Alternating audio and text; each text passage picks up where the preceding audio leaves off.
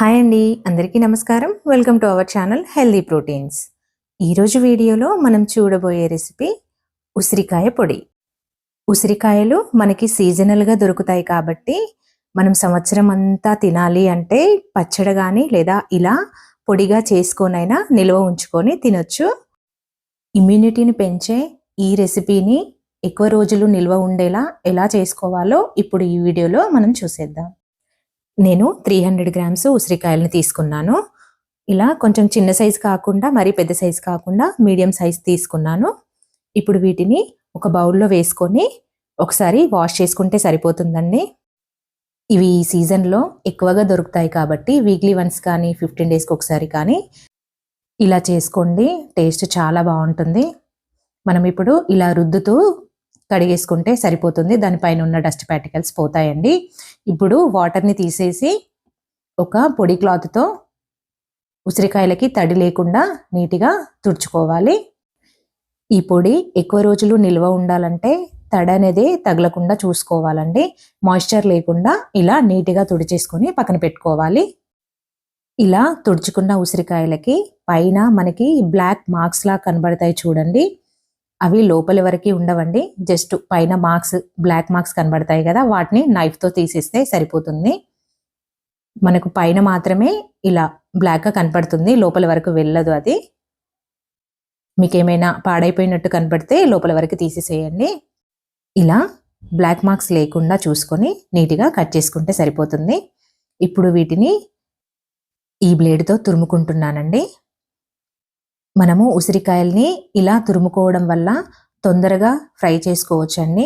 మనం కట్ చేసుకున్నట్టయితే అవి ఫ్రై అవ్వడానికి టైం పడుతుంది కాబట్టి ఇలా తురుముకుంటే టైం వేస్ట్ అవ్వకుండా తొందరగా అయిపోతుంది. చూడండి, ఇలా ఇలా సన్నగా తురుముకుంటే సరిపోతుంది. అన్ని ఉసిరికాయల్ని ఇలా తురుముకున్నాను.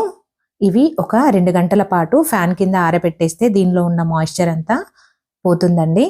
అప్పుడు మనం ఫ్రై చేసుకోవడము ఈజీ అవుతుంది. ఇప్పుడు ఒక నాన్ స్టిక్ ప్యాన్ తీసుకున్నానండి. ఈ నాన్ స్టిక్ ప్యాన్లో 2 అవర్స్ ఆరబెట్టిన ఈ తిరుముని ఇందులో వేసేసి ఫ్రై చేసుకుంటున్నాను. సిమ్లో పెట్టి మాత్రమే ఫ్రై చేసుకోవాలండి. ఇది ఫ్రై అవ్వడానికి చాలా టైం పడుతుంది. కంటిన్యూస్గా గరిటెను తిప్పుతూనే ఉండాలండి. 30 to 40 మినిట్స్ వరకు ఇది ఫ్రై అవ్వడానికి టైం పడుతుంది. ఇది సిమ్లో పెట్టి ఇలా కలుపుతూ ఉంటేనే దీంట్లో ఉన్న మాయిశ్చర్ అంతా పోయి మనకి ఇలా పొడి పొడిగా అవుతుంది. ఇలా పొడి పొడిగా రావడానికి నాకు 30 మినిట్స్ టైం పట్టిందండి. చూసారు కదా, ఇలా తడి లేకుండా పొడిగా చేసేసుకొని పక్కన పెట్టేసుకోవాలి. ఇప్పుడు ఇదే ప్యాన్లోకి 1 టేబుల్ స్పూన్ నువ్వులను చిటపటలాడేంత వరకు వేయించుకోవాలండి. ఇవి వేగి పైకి ఎగురుతున్నప్పుడు ఒక ప్లేట్లోకి తీసుకోవాలి. ఇప్పుడు ఇదే ప్యాన్లోకి 2 టేబుల్ స్పూన్ల ధనియాలను కూడా వేసుకొని కొంచెం దూరగా వేయించుకోవాలి. ఇవి వేగాక 1 టేబుల్ స్పూన్ మినపప్పును కూడా వేసుకొని కొంచెం దూరగా వేయించుకొని ఇందులోకి 1 టేబుల్ స్పూన్ వరకు ఆయిల్ వేసుకొని 20 నుంచి 25 వరకు మిర్చి కూడా వేసుకొని కొంచెం దూరగా వేయించుకోవాలి.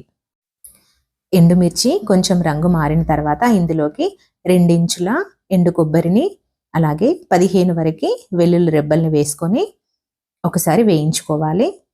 ఇలా కొంచెం దూరగా వేయించుకొని స్టవ్ ఆఫ్ చేసుకొని పూర్తిగా చల్లారనివ్వాలండి. ఇప్పుడు ఒక మిక్సీ జార్ని తీసుకొని చల్లారిన ఎండుమిర్చిని వేసుకోవాలి. అలాగే వాటితో పాటు మనం ముందుగా వేయించుకున్న నువ్వులని 1 టీ స్పూన్ సాల్ట్ని కూడా వేసుకొని కొంచెం కోర్సుగా గ్రైండ్ చేసుకొని మనం వేయించుకున్న ఉసిరికాయ తురుముని కూడా వేసుకొని మెత్తగా గ్రైండ్ చేసుకోవాలి.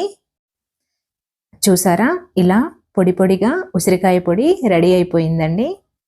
ఎన్నో ఆరోగ్య ప్రయోజనాలున్న ఈ ఉసిరి పొడిని మనం ఇడ్లీలోకి కానీ దోశలోకి కానీ ఈజీగా తినేయొచ్చండి. ఇది బెస్ట్ కాంబినేషను.